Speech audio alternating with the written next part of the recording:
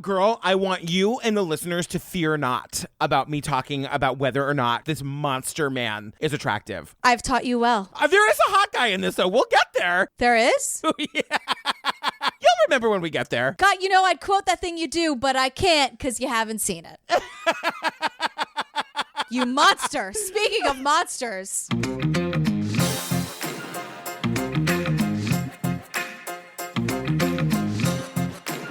Guys, before we get to the episode, just a reminder, if you want more Jillian and me in your life, if you're looking for a little bit more laughter, girl, head on over to the Patreon. So it's our episode by episode Making a Murderer, The Jinx, Lorena, The Staircase, OJ, Aaron Hernandez, Don't F with Cats, Serial Season 1. It's everything. I mean, it's everything. And then we also have fun stuff for you. We have after parties. We're just hanging out. There's a lot going on there. Arguably, the episodes are fun, though, yes? Oh, super fun. But yeah, you can also get ad-free versions of these episodes. There's so much to check out on the Patreon. You know about that. Just go to patreon.com/truecrimeobsessed or head on over to our website, click on the Patreon link. That's it. I don't really have anything else to tell the people about. I think that's it. Stay inside, wear a goddamn mask, and let's do this. Yeah. I mean, it's Chris Watts. I hate this guy. We doing it or what? I showed up to work. I don't know what you guys are doing. I'm here to work. Let's go. All right, let's do it. Let's do it. The disappearance of a pregnant Frederick woman and her 2 children has captured the nation's attention. It's the gut-wrenching tragedy that's grabbing all the headlines. Shanann was this loving mother with her 2 kids and her husband, and things went completely south. The family of Chris Watts is nowhere to be found. Shanann, Bella, Celeste, if you're out there, just come back. The right words seemed to be coming out of his mouth, but the way he was saying it struck everyone as particularly cold. Chris Watts harbored secrets he thought no one would ever know about. In this 1-hour special report, we'll take you deep inside this horrifying investigation. Whereabouts is Shanann and the girls? Are they being detained? How in the world can you do that to your own kids? Explore the transformation from family man to monster. And I woke up that morning, I knew what was going to happen, and I had no control of it. This is a dichotomy of personalities here. Who is the real Chris Watts? You know what? It's real good, you guys. I just wanted to say, I'll get us started today because it opens with a voiceover of how do we say her name? Okay, we got to address this at the top. Chris Watts' wife's name is I can't say it. So her name is Shanann. Shanann. Everyone calls her Shanann. Chris Watts calls her Shanann. All the reporters, your best friend Diane Diamond says Shanann. But at the very end, we hear from her dad, who does a victim impact statement, and he calls her Shannon. Life will never be the same without Shannon, Bella, and Celeste and Nico. They were taken by a heartless one. This is the heartless one, the evil monster. Who dare you take the lives of my daughters, Shannon, Bella, Celeste, and Nico? It's not spelled like Shannon, right? But everyone else says Shanann. So I even wrote it not like Shannon because I was like, ADHD brain. You're going to say, you have to write it phonetically. So I'm going to go with Shanann because that's what, it's weird because it's what everyone calls her. But then it's like, wouldn't you want to go with what the dad called her? I want to pay my respects to her in the proper way. Help. What do I do? I know. Well, and I also wrote it, I was like SHANNAN, ANNE, ENNA. It was all over the place. I mean, I fucking hate Chris Watts, but her husband says Shanann and her best friend says Shanann. Maybe we just misheard her dad? Could that be a possibility? I mean it. Could it be? No, he said Shannon. I watched it twice. And I made special note. I'm like, yeah, he definitely said Shannon. Shit, because I rewatched it this morning and I was like, nope, he 1,000,000% says Shannon, so we get this voiceover right at the top of Shanann talking about her husband and her life and all of this. And I was like, oh, okay, well, this is definitely an actress. And then you later realize, no, that shit is actually her. I got a friend request from Chris. I was in a really, really, really bad place. And I got a friend request from Chris on Facebook. And I was like, oh, what the heck? I'm never going to meet him. 8 years later, we have 2 kids. We live in Colorado. And he's the best thing that has ever happened to me. It's from a Facebook post, and I just wanted to start off by saying this documentary has insane access. We have 911 calls, body cam videos, surveillance video from the Watts family house and the next door neighbor. There's drone shit. There's Facebook videos. Girl! There's a lot. All right, so get us started then. What happens next? Well, the captions very accurately say ominous music. And it's August 13th, 2018 in Frederick, Colorado. Yeah, we meet this woman, Nicole Atkinson. I kind of love Nicole. Nicole is you. Nicole is you 1,000,000,000%. I was just going to say, Nicole and I have very similar energy because she hasn't heard from her best friend in 5 minutes and she is losing her fucking mind about it. Nicole's like, oh, sweetheart, Patrick, you go to 100? Hold my beer. I'm going to a zillion. But you know what? Nicole's on the right side of history here. Totally. Yeah, and I'm obsessed. She does everything right. So Nicole is Shanann's best friend. And they've been on a business trip. We'll get to that in a minute. Nicole dropped Shanann off at like 2 a.m, 6 hours ago. Shanann is pregnant, and her best friend Nicole knows that she's got a doctor's appointment this morning, and she hadn't been feeling good on the trip they were just on. So, like, Nicole is like me, calling every 5 seconds to see how she's doing, and Shanann is not answering the phone. She's not returning text messages, and Nicole's spidey senses are a-tingling. Nicole was texting, she was calling.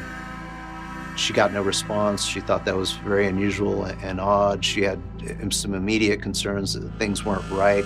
So can we just talk about this trip real quick? We got to talk about the elephant in the room. Shanann was part of an MLM. Yeah, she absolutely was. There's no getting around it. And this is another thing where it's like, you guys, how do we say this thing? Some people say Lavelle. Some people say level.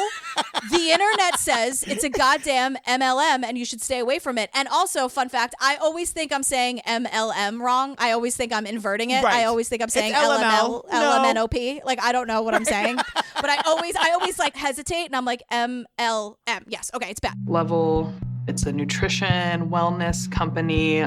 She sold supplements, patches, and shakes that are supposed to make you healthier, feel better, have more energy. The thing about it is that Nicole and Shanann, they work at this MLM together, and they were just on this trip in Arizona, like yesterday. How do these MLMs have the money to take all these people on all these... Remember we did the Herbalife episode, and they were always going to, like, conventions in Maui and shit? Right. Yeah. I don't think this was something that Lavelle/Thrive, it's also called Thrive, paid for. Right. I think you go to say this is a great networking opportunity. I think they kind of make it seem like, sweetheart, it'll be in your best interest to shell out all the money and come to Arizona. Like, I don't think these companies are doing anything more than they absolutely have to. So this is where they've been, and we are being told this by the great Diane Diamond. Your best friend in the world, Diane Diamond.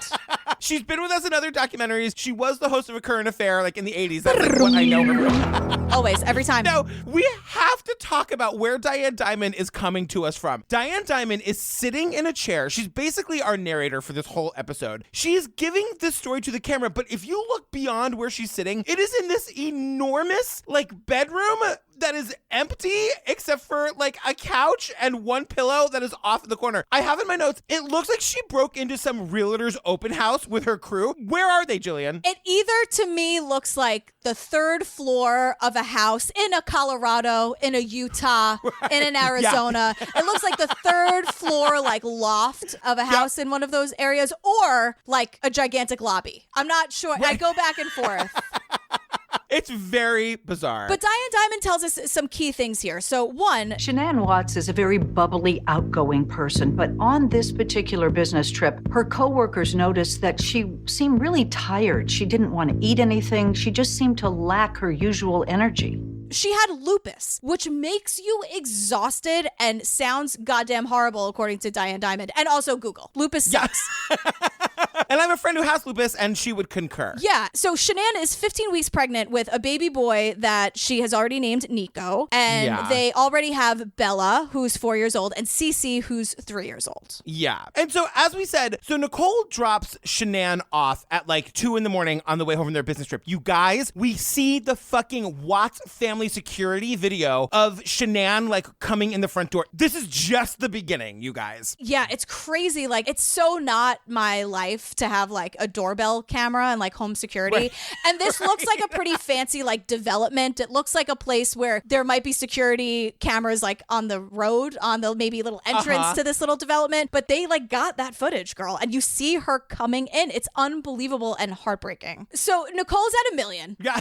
And the thing is, she's just, she's like, hey, girl. She texts her. She's like, hey, girl, like, how was your prenatal doctor appointment? And I don't know how long she didn't get a response for, but if 24 seconds. Because I know you, right? And you're 100, and Nicole is a zillion. And again, on the right side of history, this is no shade to Nicole at all. Nicole did the absolute right thing, whether she knew it or not. God bless her. Right. And so Nicole is like, nope, haven't gotten a response yet. Don't see the little ellipsis. That's fucking weird. Absolutely not. So she drives to the house. She's just like, enough. It's 8:30 in the morning. She's like, I'm going into the house. Nicole Atkinson gets nervous and worried about her friend and goes by the house to check on her and notices that no one's answering the door. Shanann's car is still in the garage and she just can't get in the house. Nicole's at a gazillion billion, calls Chris Watts, which I have to say is weird, where you're like, no one's home. She was supposed to have a prenatal appointment. She's on top of this. This is her third kid and her car's in the garage. What the F? And you know what? Again, like, you guys, it's okay to listen to your instincts. Like, if your instincts are wrong, the worst that's going to happen is that, like, your friend's douchey husband's going to be annoyed that you called him at work. Fuck that guy. Who cares? Fuck that guy. And let me tell you, this is not Nicole's first rodeo. She's been the annoying friend. Nicole's at a zillion again. And Nicole rightfully has said, bitch, one day I'm going to be right. And today she was. So, Nicole, you win. Okay? Congratulations. 1,000,000%. And so Chris Watts answers his phone and is annoyed. He told Nicole that Shanann just had gone somewhere with the girls and not to be alarmed. Nicole says, wait a minute. Something's very wrong. I think I should call the police. He tells her, just wait. I'll be right home. And he's like, well, her car is there, you say? She's out with a friend. She's out. Okay. Yeah. Nicole's like, yes, bitch. And I'm calling 911 about it. And Chris is like, no, girl, I'll be right there. Nicole's like, okay, I'll see you in a minute. Hangs up with Chris Watts, fucking calls 911. Yeah. Right? Hits the emergency thing on her phone. Good for her.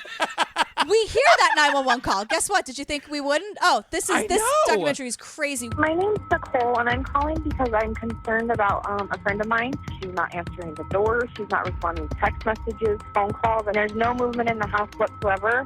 Nicole dropped Shanann off at 1:48 a.m. By 1:42 p.m., she has Officer Scott Coonrod doing a wellness check.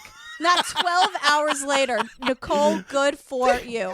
That is the kind of friend you need in your life, you guys. Let me tell you. And so this cop shows up. You guys, we get the body cam. We get the body cam of this cop showing up and seeing Nicole. The guy's not even out of the car. And she's like, how you guys doing? Hi. Here, Nicole? Yes. Okay. What's going on? So I called, I texted. Her car's in the garage. Her shoes she wears every single day are by the front door. She took the girls and went on a play date, but they're 4 and 2. She went on a play date. Why wouldn't she take a car? They're both in the car seat. Her car is here. Her car seats are here. The shoes she wears all the time are here. Like 5, 6, 7, 8, break the door down, bitch. Nicole is the star of her own musical called Something Is Wrong. Right. Written by, produced by, composed by, orchestrations by Nicole. And so the cop is like, I have hollering. He's hollering into the house like, Shanann, are you home? Police department, if anyone's inside, make yourself known. And Nicole's like, bitch, if you think I didn't already do that. Right. Like, I haven't been pounding on every which surface I could. And also, like, the officer's just doing his job because Nicole's at a zillion. Exactly. And so then Chris Watts shows up. And again, we see it on the body cam. He lets them in to the house. Oh, my God. So once again, I'm just going to remind everybody that everybody who does horrible shit is really fucking bad at it. He's like, you're a cop? Come right on in. Look, I'm not I hate this person, but what was he supposed to do? He already told Nicole, don't call the cops. She's, quote, out. He just thinks, oh, let him in. Like, he's just not thinking about it. So they let him in. You guys, it's textbook. We've covered this 800 zillion times. They find all the things you never leave your house without. The keys, the wallet, the phone, the purse, the medicine, the Apple Watch, the suitcase still packed from the night before. Nicole wastes no time ripping that purse open to see if the medicine is in there. This is her purse? That's her purse. It's her medication. She takes these, her medication's still in here. And she goes, the meds are still there. I mean, and she does this move where she goes, do you see what I'm saying? That's like what the move is. And I'm like, Nicole, girl, you guys are tight. Like, she's just like, look, oh my God, they're right there. And the thing is, like, she's so right every step of the I way. know. And we're getting this from a body cam. I can't believe it. It's unreal. So then the cop is like, let's take a look around. Everything that the cops didn't do in the Jeffrey Dahmer episode, this one cop is nailing. Right. He's like, let's take a cruise around your house. They go up to the bedroom, and the cop is like, curious. The bed is stripped. Right, and there's like piles of sheets on the floor, and the fitted sheet is missing, which the fitted sheet, if I may. Yeah.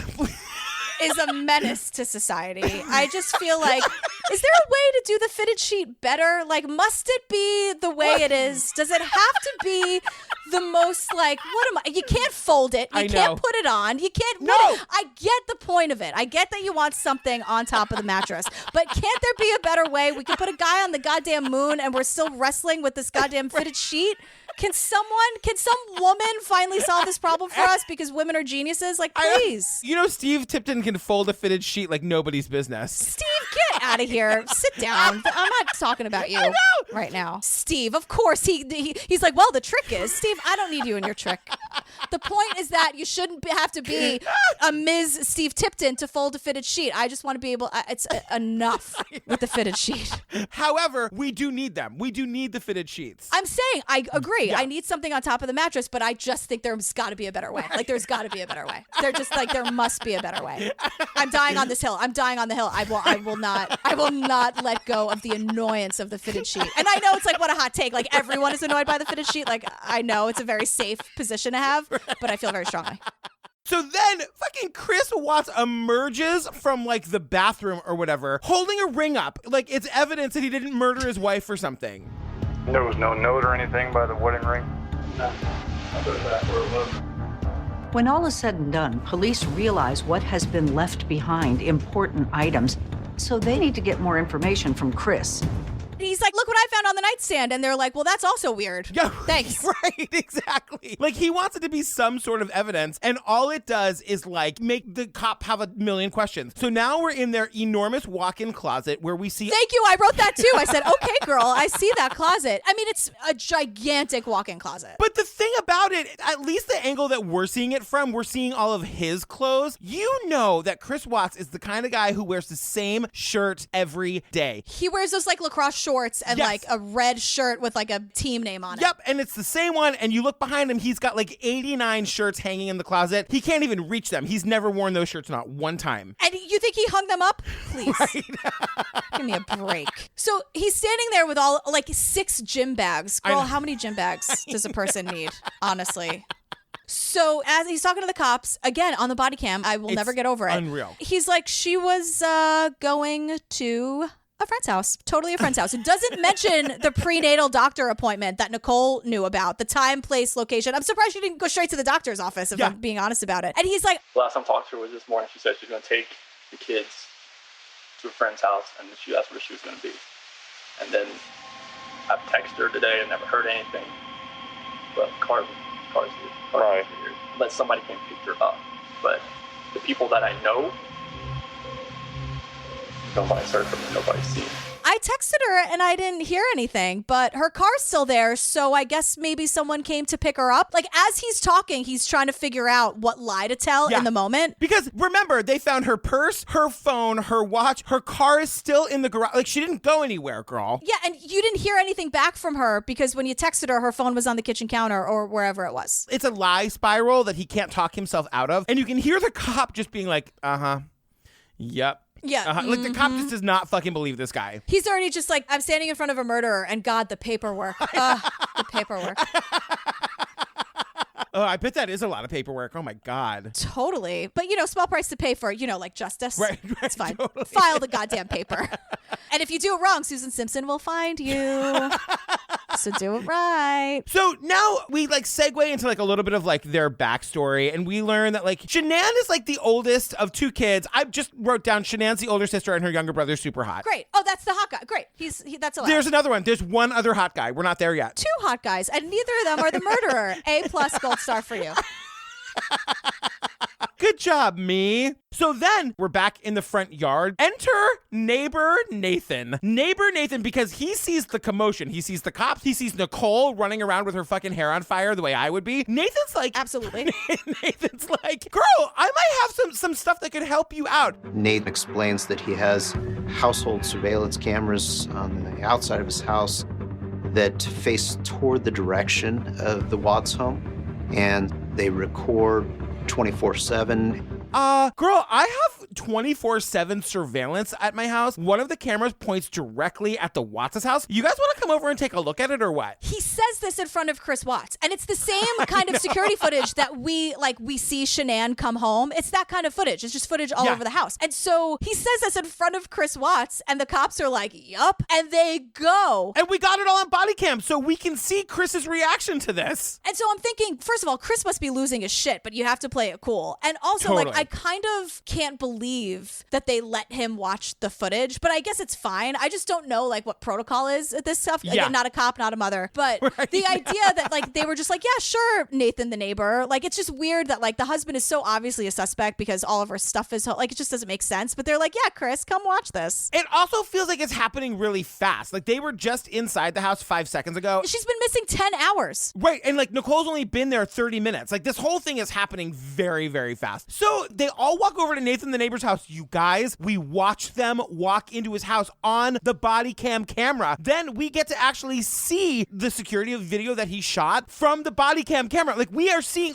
it's unbelievable how much we are seeing. Law enforcement goes over to the neighbor's house. He has the video pulled up on the TV screen. This is him at 517.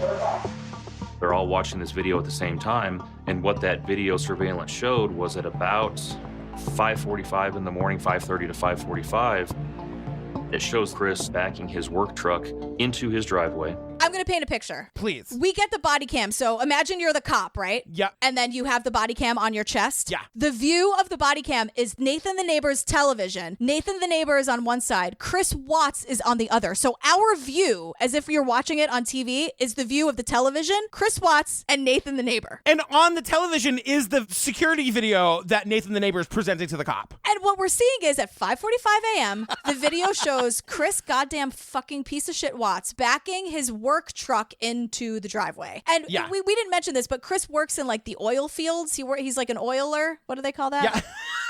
He works with the oil. He's a tin man. Yeah, he's always he's always going to like oil sites, and this work truck, like he's going all hours of the day and night to these oil sites or whatever. Yeah. And what we see is that the truck backs into the garage so that the actual bed of the truck, like where he would be putting stuff, you actually can't see on the video. But what I can see is Chris Watts fidgeting like all get out. And he's not even really watching the video. You would think, right? Like if you didn't do it, you would be saying like, oh my God, my eyes are glued to the screen. Where is my family? Like, what is going on? He's like on his phone. He's not really watching it. And then suddenly he becomes Ms. Chatterbox talking about the truck. We had issues the other week when people were stealing stuff out of like garages and stuff like that.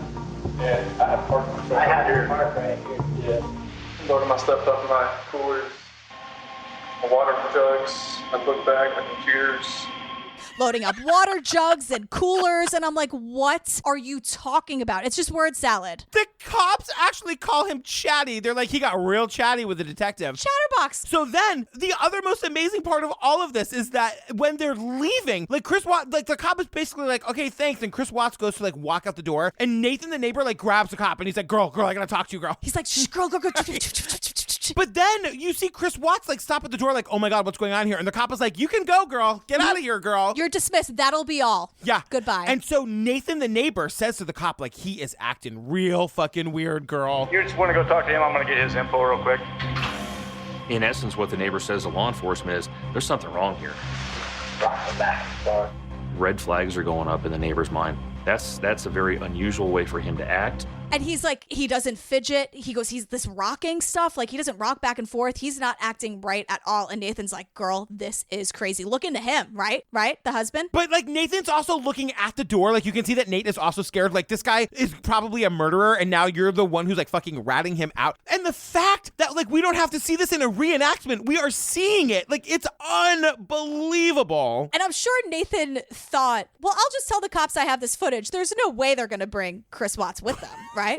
Into my home, watching me like tattle. And also, you're not tattling when the guy's a murderer. Tattle your face off. Yeah, Tell. Exactly. You know who's going to say, you should tell on that person? Nicole. Right. Nicole tells her kids it's okay to tattle. So basically, the cops are like, there's some shit up here. Like, this is not normal. So we're going to start looking into their background. We're going to start talking to their friends, whatever. The friends, despite the fact that Shanann worked really hard to like paint a really rosy picture of their family on social media, the friends are like, girl, it wasn't good. And so we learned that in July of 2018, which by the way, feels like yesterday. Like, yesterday. It feels so recent, this story. We could go outside in July of 2018. I know. What is outside, girl? I don't remember, little one. So we learned that in July 2018, Shanann goes to North Carolina for 5 weeks. In July 2018, she goes back to North Carolina with the girls for 5 weeks. Chris doesn't go. And then Chris starts acting strangely. Text messages reveal that Chris has told her he's not too happy about having a third child. 2 children were enough. And while she's there, apparently there are text messages that were recovered from the FBI or whoever. Text messages show us that, like, suddenly Chris is really not thrilled about this third baby they're about to have. Right. And Shanann is telling someone, probably Nicole or a friend of hers, just saying, like, look, he's acting weird and he's telling me that, like, he's not happy about the baby. He's happy with the life we have now. And he's, like, not thrilled that there's a third one on the way. So now we're back to the Arizona trip, because what we're doing now is we're just like giving examples of like how their marriage wasn't good. So the Arizona trip that Shanann and Nicole went on like the day before Shanann went missing. With the MLM. While they were out to dinner, definitely not being paid for by the company. Shanann gets an alert on her phone about like a credit card purchase. And she sees that it's like a restaurant purchase. And immediately is like, that's way too much money to have been a meal for one person. And now immediately Shanann is Nicole and me. She's at 100. Like, he's cheating on me. He's on a date with somebody else and he just paid for her fucking dinner. Right. And here's the thing. Shanann is right on this. Yes. She's totally right. But my thing is, and I want to say this in the right way, when you get an alert like that and your initial response is to go to 100 and say they're cheating on me, your marriage isn't great. So, right. and that's not, it's no shade to anyone. It's just like, it makes me feel so sad on another level that like she gets this alert and she's not like me who'd be like, Mike and Ted had a nice night at the bar, I guess. 7 o'clock, I'm getting alerts. How much Lagavulin did those two fellas have? But go to 100 and to say the other side of that is holding up my phone to you and be like, girl, what did I tell you? He's cheating. I know he is. That is just very indicative of what your relationship is. Can I ask you one other thing? Sure. So Shanann's on a work trip, right? She didn't take the kids with her. We learn later that Shanann is right. He is on a date and he is paying for this other person's dinner. Who's with the children? Girl, not a mother. That did not occur to me at all. Shit. Yeah, she's on a work trip for 2 days. Maybe it's probably an overnight. Maybe it's 2 days max. He can't stay home with the kids for 1 or 2 fucking nights without going out on a date with some other woman. And they're 3 and 4. Oh my God, this is so Mad Men, remember? When Sally cuts her hair and Betty's like, who'd you leave her with? But they're 3 and 4. Like, who did he leave them with?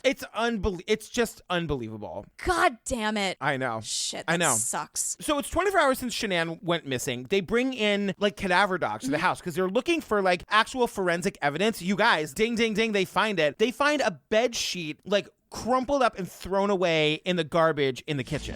They start really searching through this house for forensic evidence, and somebody finds in the kitchen trash can a balled up bed sheet.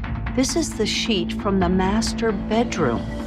This really made police even more suspicious. So this sheet that they find in the garbage is like the sheet from the bed. Like basically like what this tells them is that he's trying to like destroy evidence, except this fucking idiot isn't trying to destroy evidence. He throws it away in the garbage can in his own house. Like everyone who does shit like this is so bad at it. But then, oh wait, I think I know who the other hot guy is. Yeah, we're here. Oh good, okay, all right. Yes, I love him too. Thomas the reporter, okay, great. My name's Thomas Hoppo. I'm a reporter for Denver 7, and I cover the story since day one. If there's one video of Chris Watts that you have seen, it's the one that this guy shot. So back when this story first broke, like national news, it was because this guy's wife was missing and like he was kind of a suspect. And this reporter, who we now know is this hot guy, Thomas Hoppo, goes to his house and he tells us the story that he's like there to interview Chris's friend, Nick. So when we got to Frederick, Chris Watts was on the front porch, but I was supposed to only speak with his friend, Nick. Nick told me, well, Chris is here. He's willing to do an interview with you.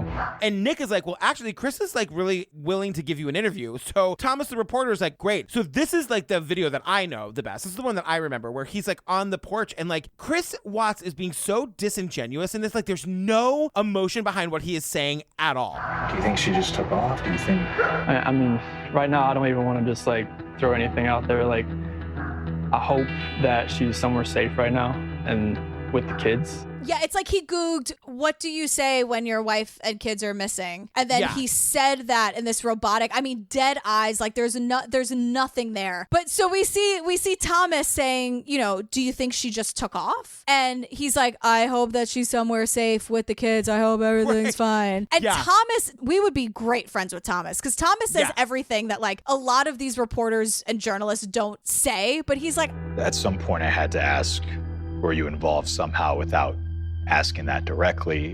And so the question that I came up with as I'm doing this interview was, you know, did you guys get into an argument? And he actually answered the question, which was fairly shocking. I gotta find a way to ask him if he's involved without saying, girl, are you involved? Like, I gotta get the tea somehow, right? Like, so, and he's like, I love that he's sort of like strategizing with us just because I think that's a very real side of journalists that we rarely see in these documentaries. Totally. Or these shows or whatever. And so he's like, so I just asked, did you guys get in a fight? It wasn't like an argument. We had an emotional conversation, but I'll leave it at that.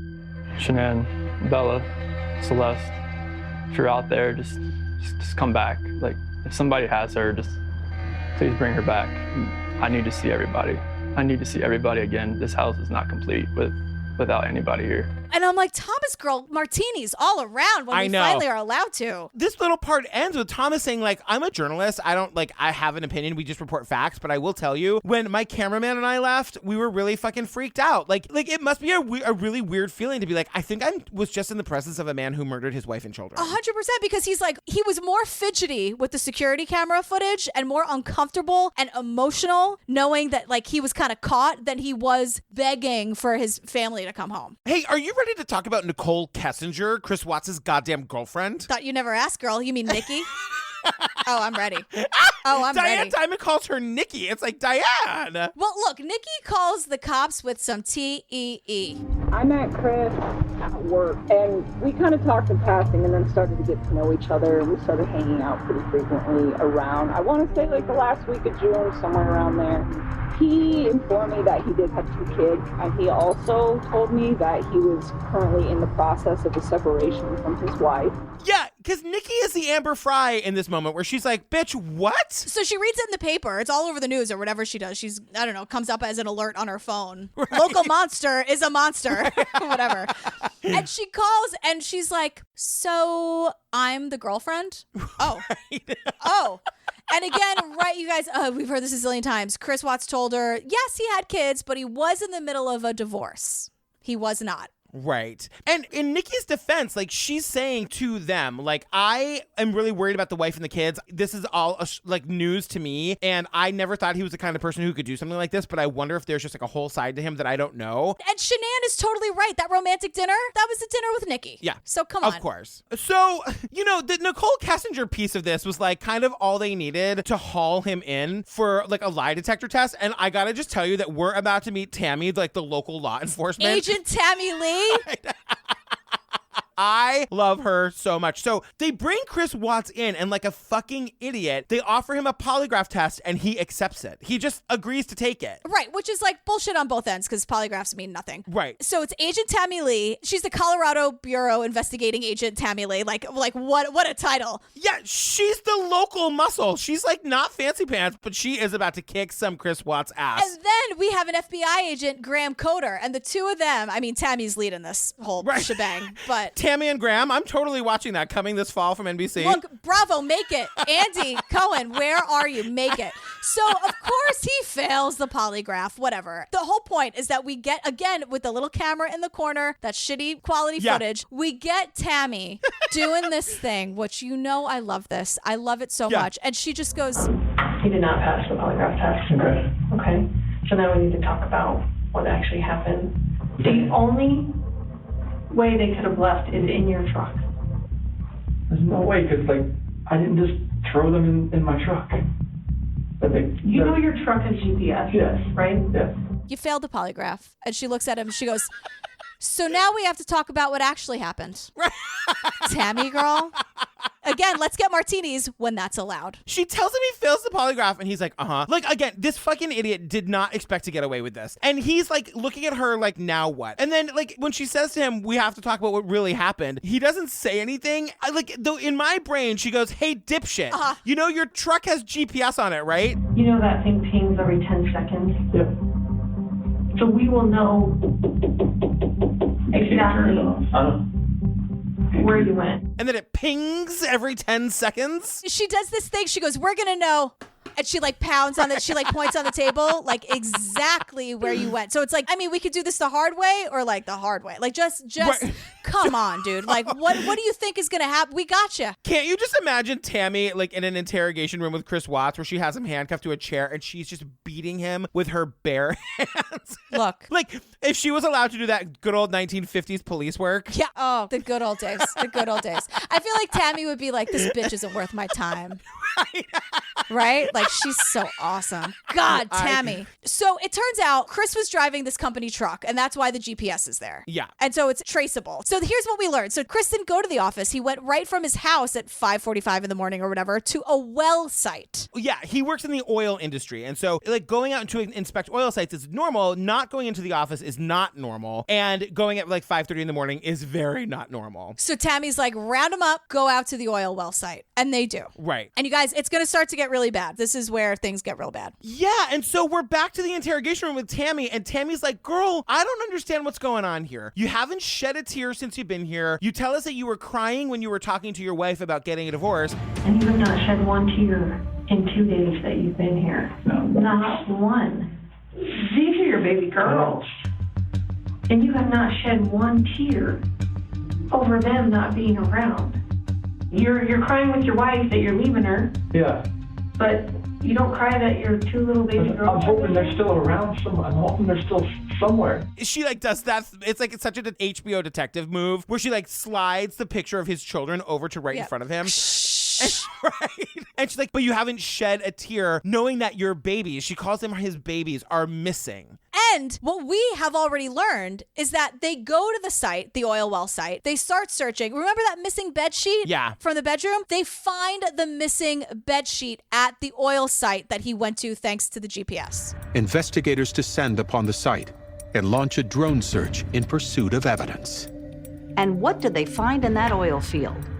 They find the missing bed sheet, and it matches exactly with the bed sheet they found in the kitchen trash can. So, like, Tammy at this point is just humoring him. When Tammy's like, why aren't you crying? Why aren't you sad? Like, she knows. She's got a full house. She knows her hand. She's got a full house. What kind of reference is that, girl? It's poker. Okay. What? It's poker. Wow. If it's not Golden Girls Clue, I don't really know the game. I took a lot of money from a lot of boys in college playing poker. Just saying, it's a thing I can do. It doesn't matter.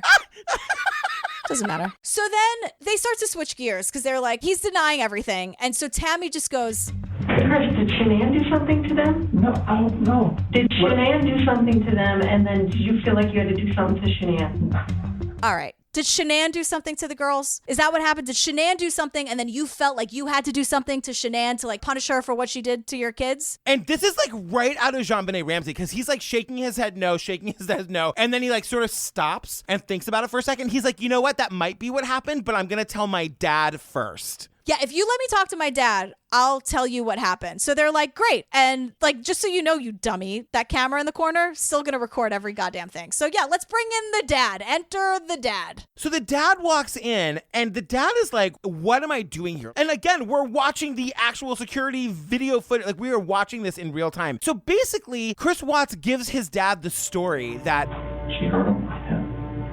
Yeah. Chris eventually tells his dad that he saw Shanann hurting the girls on a baby monitor.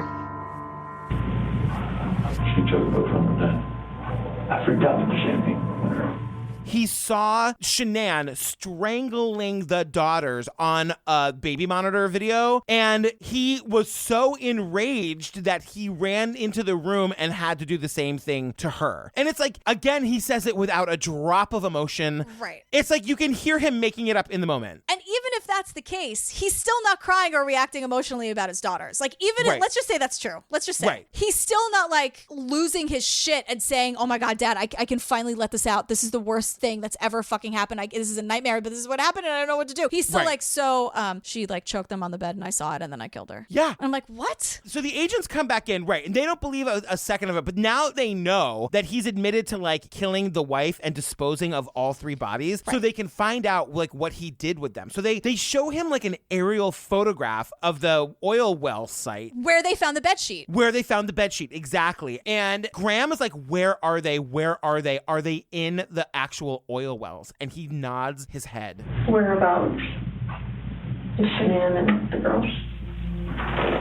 Mm-hmm. Are they in the tanks? He identifies 2 large oil tanks.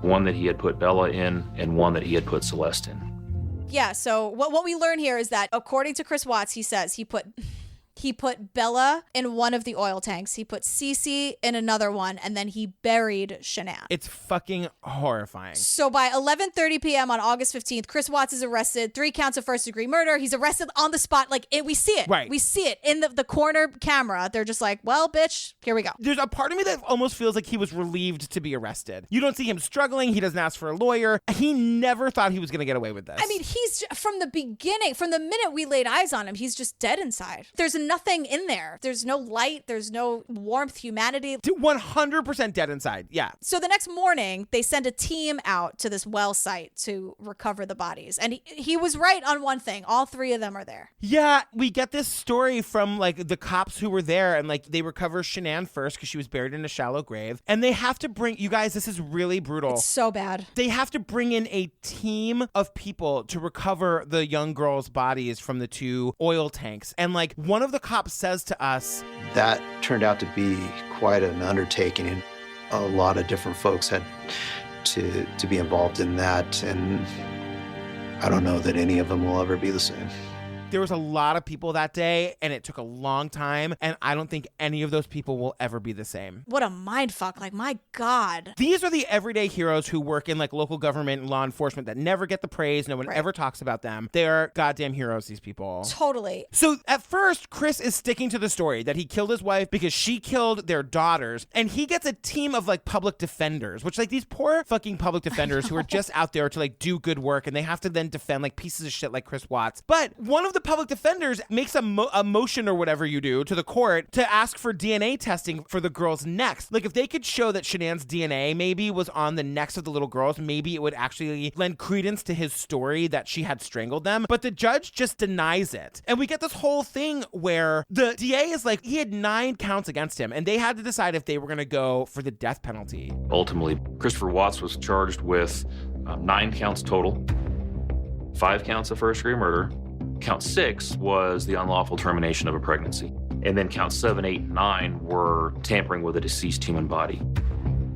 At this point, we are looking long-term down the road at a trial and a determination as to whether or not ultimately we're going to seek the death penalty under Colorado law. And so like in a last ditch effort, Chris like makes a plea deal where he says like he'll admit to first degree murder of everybody, the wife and the 2 kids, if they take the death penalty off the table. And the only ray of sunshine in this whole moment is that the DA makes him fucking wait for an answer. Mm-hmm. The DA is like, we didn't give them an answer right away. We told them that we needed to go through our process and see if that was something that we were willing to do. We were going to go through our process. Yeah. So we're at his sentencing. He's sentenced to like a bunch of life sentences, and the judge is like, girl, I'm not giving you anything less than the maximum. That would be absurd and an insult to me and this court and all the victims. The thing about the sentencing, at the end of the sentencing, everyone thought Chris Watts was going to like give a statement and like give the why. Like this is kind of what I was hoping to get out of this documentary. It was like, why did he do this? And so Chris Watts, we see it. He's offered the opportunity to talk.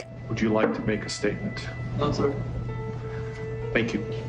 I wasn't surprised because at that point, what's he going to say? And even if he would have said anything, I didn't have any faith that what he would have said would have been the truth anyway. It cuts to Diane Diamond, and she The goes, sentencing was almost a letdown because he didn't speak. She goes, you guys, the sentencing was kind of a letdown. Diane? Not the word you want to say, girl. That's not what you should be saying. Wrong choice of word. The sentencing was a letdown. And I was like, look, I take her point. Like, we all wanted to hear him say why he did it. I don't think this guy knows why he did it. Like, I think he's just a crazy monster. But just the way Diane Dimond called the sentencing a letdown, he got 3 life sentences plus 87 years. Diane was bored. And you know what? Maybe I'm alone here. I don't want to hear it. Fuck him. Right. I don't even give him an option to talk. I don't care what he has to say. Yeah. My decision has been made. My opinion has been formed. I don't want to talk to him. Get him out of here. Throw him away. For life. For 3 life sentences. I don't care. I don't care what he has to say. So shut up. You shut up. You shut up. Chris Watson, shut up. So it's 4 months later, and we get this like like a shocking revelation. Chris Watts wants to talk to Tammy and Graham. Is that who they are? Tammy and Graham. So you guys, this is February 18th, 2019. This is April 29th. That's like a year and a couple months ago. That's insane. Like, this just happened. So he calls them and he's like, I want to talk. I want to tell you my story. And so basically, just to satisfy Diane Dimond, like, we're hoping to get an answer as to why he did this. And I just have in big letters, Tammy is back. She's like, Graham, I got this. So they're doing this thing, and we've seen this 100 times, but they're trying to get him to feel comfortable, even though, like, he called them. So we have 1,000 questions. I'm sure you do too. I hope that when we're done, you'll feel better. I hope it'll be therapeutic. Do you care if we start, or do you have any questions for us? Go ahead. Okay. But this is where it cuts to Diane Dimond being like... It's interesting to hear the technique of these agents. It's very casual.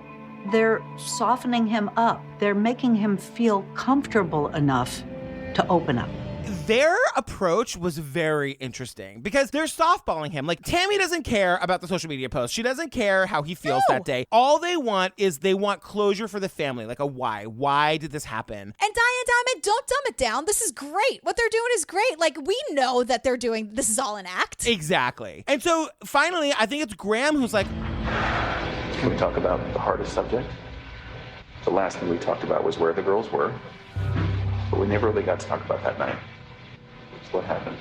all right, girl, like, this is going to be hard, but we need to talk about, like, what happened, like, the night of. And so we get Chris's, like, telling of it. And he says that, like, you know, it's this, like, weird rambling story, but essentially it's the night that she got home from her conference. She got home at, like, 2 a.m. He says he wanted to tell her how he was feeling, which was that he didn't want to be married to her anymore. And she gets into bed next to him, and he's like, I could tell that she knew, like, things weren't good. But then, like, she started touching me, and we had sex. And, like, excuse me? I know. You know, I felt her get in the bed, and I could kind of feel her kind of stirring around a little bit. I kind of just felt like something, she knew what was going on, and she started rubbing her hand on me, and we ended up having sex, but I guess that was more like a test. Oh. I would have thought. Interesting. Okay. Like, that revelation comes out of nowhere. You hear Graham go, oh. Right. And then everyone's like, oh, everyone, like me, you, Diane Dimond, Tammy, Graham, we're all like, oh, okay. He didn't wake up to say hi to her. She just like crawled into bed and tried to go to sleep. And then they are suddenly having sex. And I'm like, this ends with you killing her? Like, I just don't understand. Yeah. And like the long and the short of it is he tells the story that like the next morning they woke up and she was like trying to talk to him and he really didn't want to be with her anymore. And he told her so. And of course she's devastated. And so they get into a fight and he jumps on top of her. Ooh. And she's like, get off me. And then she says to him, you'll never see your kids again. And that's when, according to Chris Watts, he just snapped and like strangled her to death. And so I don't know if that's what he says happened. And then you guys, Jillian and I have talked about this about 55,000 times today about how we were going to deal with this part of it because it's so beyond, I don't know how to even have the conversation. Right. So I'm going to help you out with this one and you're going to help me out in Tiger King. We made a deal. Deal. Yeah. And it's bad. It's really fucking bad, you guys. So,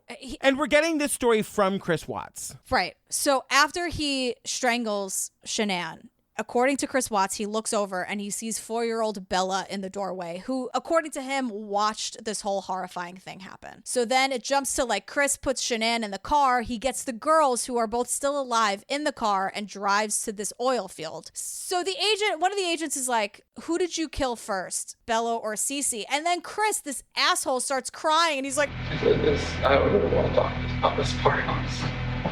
Those are my kids. It's my baby. I have to talk to them every night. Okay. Every time I see pictures of them, I don't know how this could have happened. Being a dad was the best part of my life. I took it all away. I don't want to talk about it. And I'm like, too goddamn bad. I know. I don't care about your feelings or that you don't want to talk about it. Right. And he's like crying and he's like, I love being a dad, but I threw it all away. Like, you goddamn did. This is super bad. I'm telling you guys right now, bad, bad, bad alert. Just do it quick. 2 sentences, girl. He smothers both of his daughters with their own blanket and he puts them in the oil tanks and then he buries Shanann. And then like we learn about this as the ending credits are happening. And then it's like, and that's it. And he snapped and okay, bye. And I'm like, ID, what? I need time to process this because this is the most, to hear it from him is so unbelievably disgusting and horrifying. And like, maybe this is a me thing, but like snapped is like, I've snapped at you, you've snapped at me, we've snapped at our husbands. That's what I see. Like he snapped where it's like, girl, I'm there. God, it's happening. Right. I don't subscribe to the whole like, he didn't really like his life, so he just killed everybody in it. Like, I don't subscribe to that. I think there's something inherently bad inside him because we've seen him tell the story with dead eyes. Like, it's not okay. And I'm not like, no, he had a bad time and he really hated the MLM and he didn't want that third kid, so he killed everyone. Like, fuck you. Like, no, just no. My answer is no.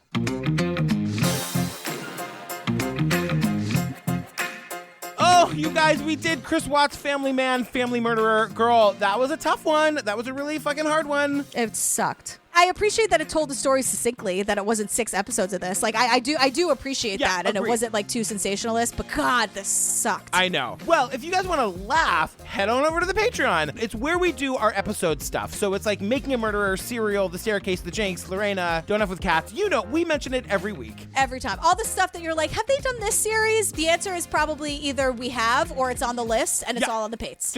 Exactly. Right? You can also get ad-free versions of these episodes, after parties, ringtones, the whole deal. Patreon.com/truecrimeobsessed. The whole enchilada, if you will. The whole enchilada. Ooh, whole enchilada. I like that.